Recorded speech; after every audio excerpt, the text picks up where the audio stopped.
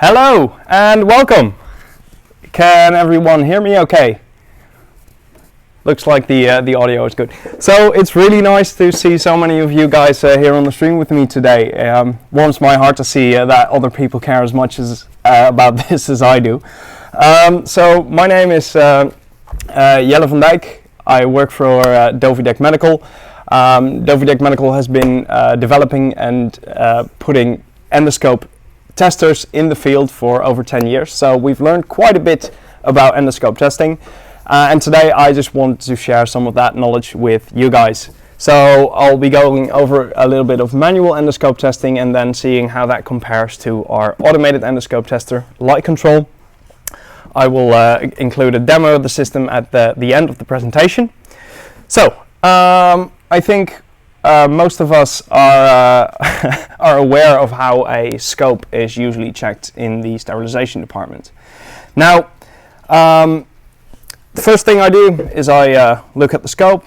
I don't see any obvious signs of damage, so I will check the visual quality of the image that is being transmitted through it. Now, I'll take my scope, look through it, and I'll see, alright, looks pretty good. Now, of course, it's a little bit hard to show you guys how this looks, so I took a picture of this scope with my phone, so here it is. So it's a little bit out of focus, but that's just due to the fact that this was taken with an iPhone camera. But as you can see, the image actually looks quite good. So with no obvious telltale signs of damage in the visual quality, I will move on to inspect the light fibers. Well, you do this by taking the light spot connector, holding it up to a light source and checking the fiber package at the end of the scope. Now, again, to show you guys, I took a picture of this, and as you can see on the, as you can see, there's quite a good bit of light coming through it. There's no real dark spots. The photo looks a little bit weird. Then again, that's due to it being taken with a phone. But honestly, this scope looks really good. There's no obvious signs of damage. I have good quality when I look through it. So in this case, I would say this passes the test, and I would send it off for the sterilization process. Now, you might be wondering what exactly is the problem with this, because we've now seen that this scope is working. It looks fine. So that's something we were wondering as well. So Dovidec went to the Hospice Civil de Lyon in France, and they conducted a clinical trial where they measured the previous generation of automated endoscope tester, Scope Control, against the judgment of a trained surgeon who knew that he was being compared to Dovidec Scope Control. Now, what this study found is that actually, as you can see it over here, you can download these papers on our website, by the way, but it was found that the trained surgeon did not see 80% of the defects that occurred in the batch of endoscopes. Now, this is quite an astonishing figure, and it was even a bit of a surprise to Dovidec at the time as well. But, you know, this is the reality of the situation. Now, 80% sounds like a lot, so you might be wondering, how does that translate into, you know, the real world? So to find out, a case study was actually done with the NHS in England. It was done at the County Durham and Darlington. And they found out during this case study that 5% of their overall OR downtime was caused by faulty endoscopes having to be replaced during surgery. Now, as I mentioned before, like 80% were not seen by the trained surgeon. So that means that faulty scopes were making it to the OR.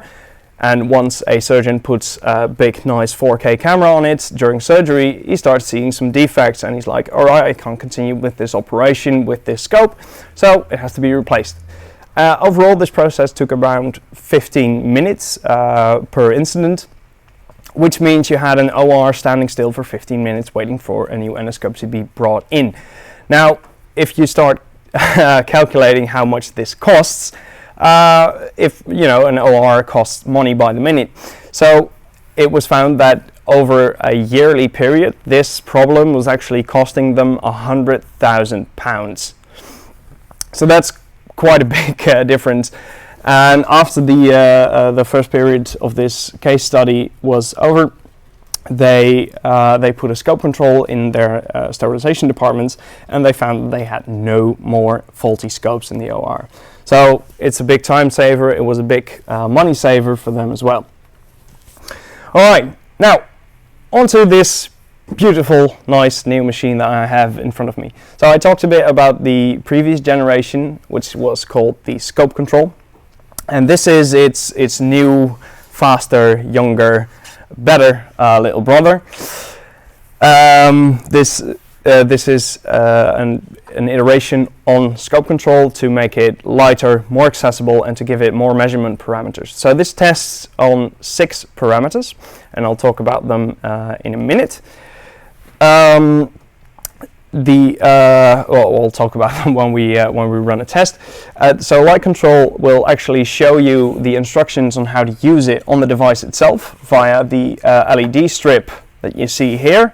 This will light up when you use it, as well as the Dovey circle. This will indicate progress and status. So let's start a test. I'm sorry. It will also show you the progress on an HDMI monitor if you choose to hook it up. Now, it's a little bit hard to see on camera, so I also have an input here for you guys to see. So it'll show you the instructions for use. So it's telling me to scan the UDI, so I'll go ahead and do that with the Dovey scan, of course.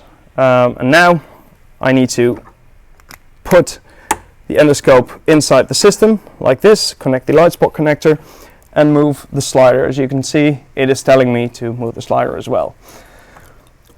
Now, light control will detect the scope entering the sphere assembly, as you can see right now. And then on the LED strip, it will actually tell me how far I need to go. So I put it right, and if I go too far, as you can see, it's telling me to go back. So I go back a little bit, and now it shows green, which means that everything is in the correct position and it is ready to start testing. Now, light control will show you the progress of the test on both the monitor, as you can see here, like so. It shows you the progress in a circle, which mimics the circle that is on top here, which will also show you the progress of the test. Once it hits the first threshold, as you can see, it'll start showing progress. So, as I said, light control measures based on 6 parameters. It measures the focus of the endoscope, so it checks if the endoscope is still in focus and not hazy, because the rod lenses might shift during handling, which can cause an endoscope to be out of focus. It tests the light transmission of the endoscope, so it measures how much light is passing through the endoscope itself. It measures this in lux, and it does this to ensure that enough light is passing through it.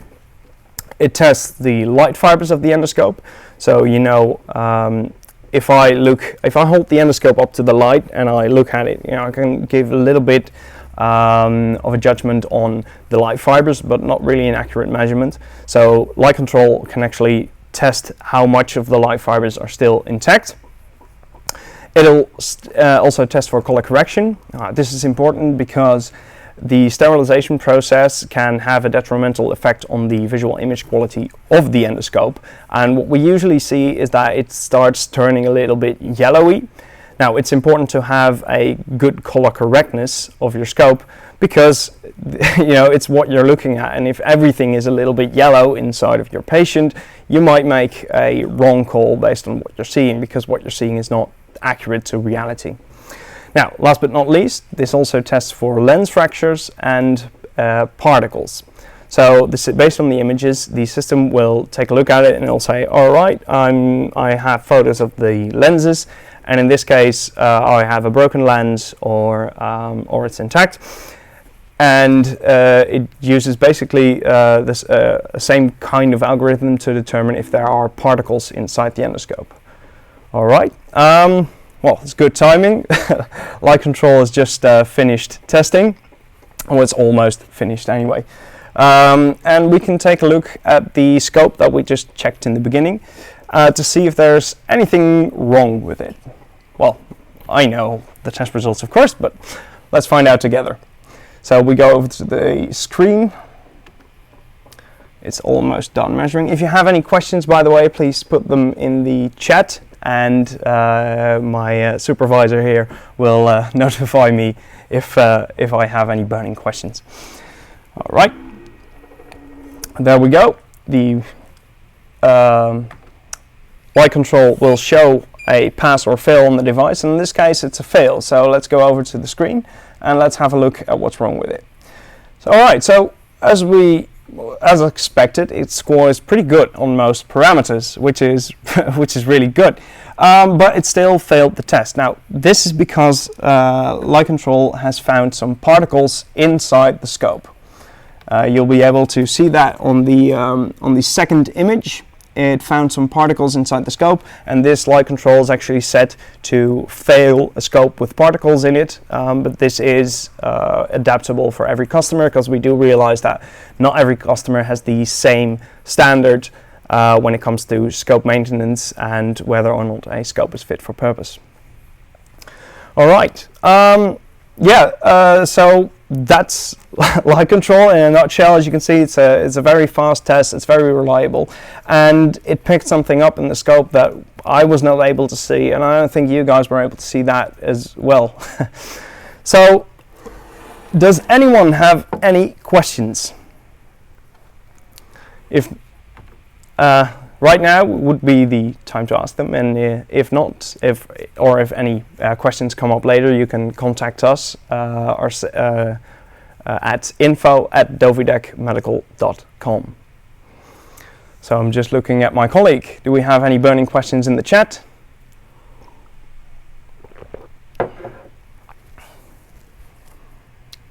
All right.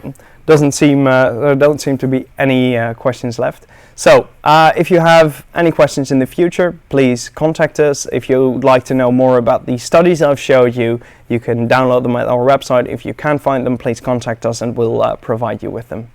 For now, have a good day, and thank you for watching.